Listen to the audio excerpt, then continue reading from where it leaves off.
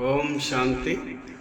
విజయదశమి శుభాకాంక్షలతో విజయదశమికి శ్రీరాముని యొక్క విజయానికి చాలా దగ్గర సంబంధం ఉంది. దాన్ని సూక్ష్మంగా మనం తెలుసుకుందాం. శ్రీరామ కథ యొక్క సీతారాముల విజయానికి పరమార్థం మొట్టమొదట జనక మహారాజు తన పొలంలో నాగలికి పెట్టె లభించిందని చెప్తారు. ఒక పొలంలో దున్నినప్పుడు ఆ పెట్టెలో సీత తన కుమార్తెగా భావించి అతను దత్తత తీసుకొని చెప్తారు. కానీ ఇక్కడ పొలం అంటే శరీరం, జనకుడు అంటే జ్ఞాని. అజ్ఞాని శరీరాన్ని తనుగా భావిస్తాడు, కానీ జ్ఞాని శరీరం అనే యొక్క పొలంలో ఆత్మ అనే పెట్టెను వెతుకుతాడు. భృకుటి అనే పెట్టెలో ఆత్మ అనే సీతను వెతుకుతాడు. ఇక్కడ నేను ఆత్మ, ఇది నా శరీరం.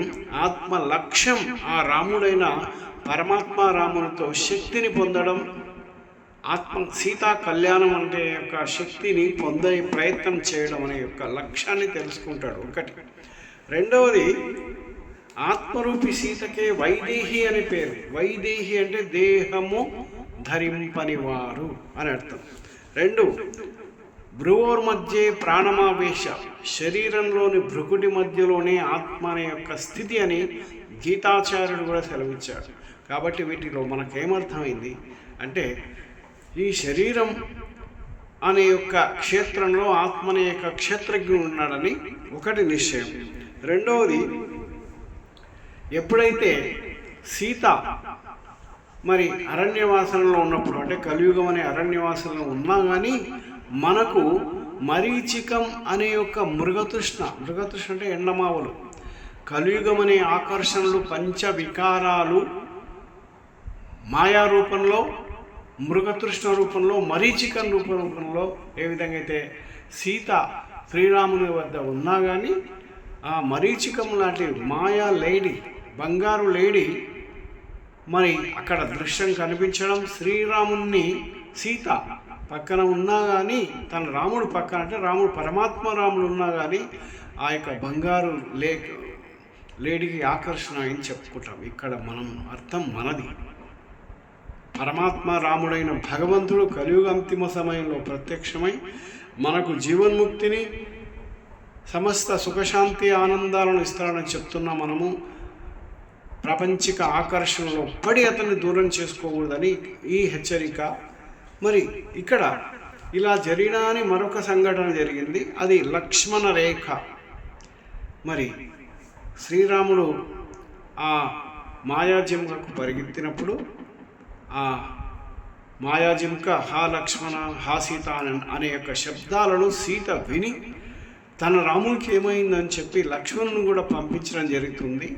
లక్ష్మణుడు మాత్రం సీత జాగ్రత్త కొరకై 3 రేఖలను గీయడం జరుగుతుంది. అది వాటిని లక్ష్మణ రేఖ అంటాడు. ఆ భగవంతుడు మనకేం చెప్పాడు? లక్ష్యం అనే రేఖ, శ్రీమతం అనే రేఖ, జ్ఞానం అనే రేఖ. భగవంతుని స్మృతిలో ఉంటే మృతి రాదు. భగవంతుని స్మృతి దాటినప్పుడే మీరు మృతప్రాయులవుతారు. ఆ 3 రేఖలనే, ఒకటి సత్యయుగం, 2 త్రేతాయుగం, 3 ద్వాపరయుగం. నా 3 రేఖలు దాటినప్పుడే మానవుడు కలియుగం అనే మాయలో పడతాడని ఒక వాక్యం చెప్తుంది పరమాత్మని. రెండవది, పరమాత్మని యొక్క స్మృతిలో ఉన్నప్పుడు ఆ 3 రేఖలను దాటి రావణాడు రాలేడు. అందుకొరకే రావణాసురుని చూసినప్పుడు, సీత పరిగ్రహం చేసినప్పుడు ఒక అగ్నిలా దహింపవేస్తుంది రావణాసురుని. కాబట్టి భిక్షాం దేహి వేహంలో వచ్చి ఈ 3 రేఖలను దాటింపచేసి సీతను పరిగ్రహణం చేస్తాడు. ఆ సీత ఎప్పుడైతే రావణాసురుని యొక్క మాయా సంకళ్ళలో పడ్డదో అప్పుడు పరమాత్మ అంటాడు, మీరు కూడా కలియుగ మాయలో చిక్కుకున్నారు. ఆ రావణాసురుని మాయలో పడ్డప్పుడే అక్కడ ఉండే రావణాసురుని యొక్క సైన్యం 3, కుంభకర్ణుడు, మేఘనాథుడు, మరి విభీషణుడున్న అతను చెప్పుకుందాం. ఇక్కడ కుంభకర్ణ అంటే భగవంతుని జ్ఞానం ఎవరు విన్నా కానీ వాళ్ళు అదే మాటలు రీసౌండ్ పైకి చెప్తారు, కానీ వాళ్ళు అంతర్గ్రహణ చేయలేరు. 6 నెలలు భోజనం, 6 నెలలు మరి నిద్ర. అంటే కలియుగంలో మానవుడు అజ్ఞానం అనే నిద్రలో భగవంతుణ్ణి మర్చిపోయి తమో ప్రధానంలో ఉన్నాడని చెప్పుకోవాలి. ఇక్కడ మేఘనాథుడు అంటే కలియుగం అనే యొక్క ప్రపంచం ఎంత భౌతికంగా ప్రగతిలో ఉన్నా ఆధ్యాత్మిక లేమి అనే అజ్ఞానంతో మేఘం అంటే అజ్ఞానం అనే మేఘం ఇక్కడ, తమో ప్రధానం అనే మేఘం ఇక్కడ, కామక్రోధ లోభ మోహాలనే మేఘం ఇక్కడ. ఈ మత్తులో ఉంటూ సదా రావణునికి సహాయం చేస్తాడు కానీ రామునికి సహాయం చేయడు. కాబట్టి మేఘనాథుడు, కుంభకర్ణుడు, రావణ సైన్యం. అక్కడ ముఖ్యంగా అతి ముఖ్య విషయం రావణుడు అంటే రవణయతీత. రావణం అంటే బాధ కలిగించే ప్రతి సంఘటనలు రావణ సంఘటనలే. కాబట్టి మనం ఈ దుష్టత్రయానికి రావణ, కుంభకర్ణ, మేఘనాథులకు దూరంగా ఉండాలంటే సదా హనుమంతుని మాదిరిగా కావాలి. ఇక్కడ హనుమంతుడు అంటే భగవంతునిపై నిశ్చయం, నశ, తన్మయత్వం ఉండేవాడు, భగవంతుని పైన అనురాగము, భగవంతుని పైన ఆసక్తి కలిగేవాడు, సదా మనోభిరాముండే. రాముడు అంటే మనం చెప్పుకున్నాం రమణీయుడు, ఆనంద పురుషుడు, ఆత్మారాముడు, పరమాత్మ రాముడు. ఏ పేరుతో పిలిచినా పర్యాయ పదాలు మాత్రం భగవంతుడు, ఆ జ్యోతిస్వరూపైన పరమశివుడే. శివుడు అంటే జ్యోతిస్వరూపుడు అని అర్థం, రాముడు అంటే రమణీయుడు, ఆనంద పురుషుడు అనే అర్థం. అదే మాదిరి కృష్ణం అంటే కృష్ణం వందే జగత్, కృష్ణం అంటే కూడా ఆనంద స్వరూపమే. దేవీ దేవతల ఏ స్వరూపాన్ని చూసినా చిట్ట చివరికి ఒకే నిశ్చయం, అదే జ్యోతిస్వరూపం. మనం కూడా ఆత్మజ్యోతులమే, భగవంతుడు కూడా మహాజ్యోతే. కాబట్టి ఈ మాదిరిగా మనం ఆత్మనిశ్చయులుగా అప్డేట్ అయితే భగవంతుడు మనల్ని అప్డేట్గా దేవీ దేవతల ప్రమోషన్ ఇస్తున్నాడు. ఇదే భగవంతుడు మనకిచ్చే అద్భుతమైన కలియుగమైన ఒక ఆఫర్ లాంటిదే. మనం 84 జన్మల్లో చేసుకున్న పుణ్యం. స్వయం భగవానుడు ఒక్క పరమాత్ముడు అన్ని ధర్మాలను ఏకం చేస్తూ గీతా జ్ఞాన ప్రదాతగా అన్ని ధర్మాలలో ఒకే ధర్మాన్ని అంటే ఆది సనాతన దేవి దేవత ధర్మాన్ని స్థాపన చేస్తూ మనకు అద్భుతమైన అవకాశం ఇస్తున్నాడు. నవరాత్రులు చేయండి, లేదు ఏ పండుగల పరమార్థాన్ని గ్రహించండి, ఆధ్యాత్మిక క్రాంతి పొందండి.